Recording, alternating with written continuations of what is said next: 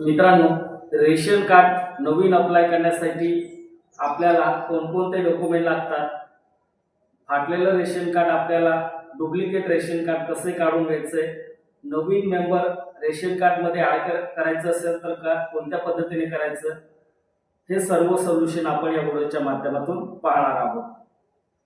बघा, पहिल्यांदा आपण नवीन रेशन कार्ड जर अप्लाय करत असेल तर आपल्याला दोन ऑप्शन दिले जातात त्या ठिकाणी ॲप्लिकेशन भरण्यासाठी, एक ऑनलाईन एक ऑफलाईन.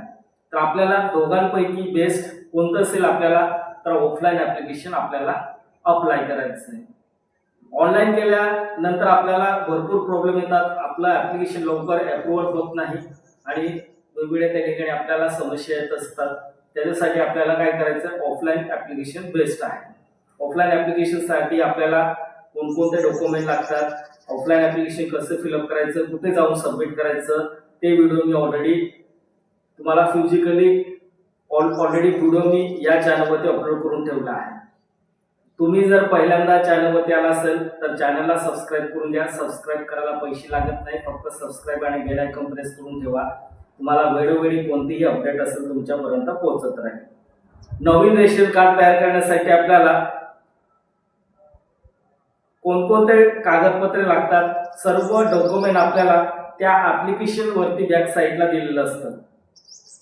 त्या बॅक साईडला बघायचे, जे आपल्याला त्या ठिकाणी डॉक्युमेंट रिक्वायरमेंट दिले आहेत ते आपल्याला त्या ठिकाणी सर्व रीड करून घ्यायचे. ते डॉक्युमेंट आपल्याला कलेक्शन करायचे. डॉक्युमेंट कलेक्शन केल्यानंतर आपल्याला ॲप्लिकेशन फिलअप करायचं. ॲप्लिकेशन फिलअप करता येत नसेल तर माझा व्हिडिओ बघा, तुम्हाला फिजिकली ऑफलाईन ॲप्लिकेशन सर्व फिलअप करून दाखवलंय, तसंच फिलअप करायचे आणि जेवढे मेंबर आहे आपले राशन कार्डमध्ये अप्लाय ॲड करायचे तेवढे मेंबर त्या ठिकाणी ॲड करून द्यायचं. फायनली तहसील कार्यालयामध्ये जाऊन ॲप्लिकेशन अप्लाय सबमिट करून द्यायचं. आता जर आपलं रेशन कार्ड हरवलं असेल किंवा फाटून गेलं असेल, आपलं राशन कार्ड आपल्याला जर डुप्लिकेट काढायचं असेल तर डुप्लिकेट काढण्यासाठी आपल्याला तहसील कार्यालयामध्ये जावं लागेल. त्या ठिकाणी आपलं जो रेशन कार्ड हरवलं आहे, आपण फिजिकली आपल्याला जर घ्यायचं असेल, ई रेशन कार्ड घ्यायचं असेल तर आपण घरी बसून आपलं राशन कार्ड आपण डाउनलोड करू शकतो. तो ई रेशन कार्ड कसं डाउनलोड करायचं तो व्हिडिओ सुद्धा मी या चॅनलवरती अपलोड करून ठेवलाय. जर फिजिकली तुम्हाला जर राशन कार्ड हवं असेल डुप्लिकेट तर तुम्ही तहसील कार्यालयामध्ये जाऊन त्या ठिकाणी तुमचा राशन कार्ड नंबर त्या ठिकाणी त्यांना द्यायचं. राशन कार्ड नंबर दिल्यानंतर तुम्हाला 3 ते 4 दिवसात तुम्हाला फिजिकली राशन कार्ड मिळून जातं. आता एक दुसरा प्रॉब्लेम आहे, आपण जेव्हा आपल्या राशन कार्डमध्ये नवीन मेंबर ॲड करायला जातो तेव्हा आपल्याला 45 दिवस किंवा 30 दिवस किंवा 2 महिने 3 महिने 4 महिने असं करून काहींचं तर राशन कार्डमध्ये ॲड मेंबर होतच नाही. आता तिथे सुद्धा 2 ऑप्शन देण्यात आला आहे. एक ऑनलाईन प्रोसेस आहे, ऑनलाईन केलं तरी होतं पण त्या ठिकाणी भरपूर काही रिक्वायरमेंट असतात, ती कम्प्लीट होत नाही, त्याच्यामुळे आपलं ॲड मेंबर होत नाही.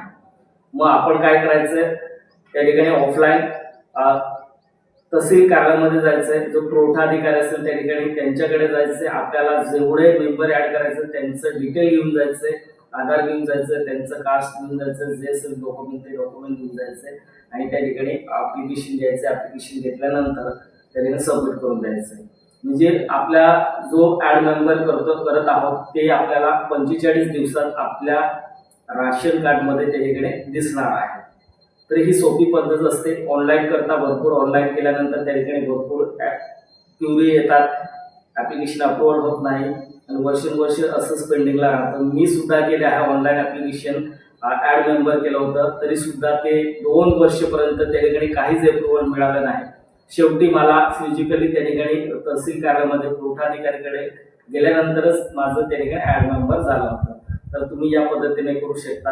आता भारत सरकारने 1 नेशन 1 राशन असं तुम्ही ऐकलं असेल, तर या पद्धतीने ही एक रेशनचं सुरुवात करण्यात आली आहे. तर काही स्टेटमध्ये राशन कार्ड तयार झालं आहे 1 नेशन 1 रेशन आणि काही स्टेटमध्ये अजून बाकीच आहे. आता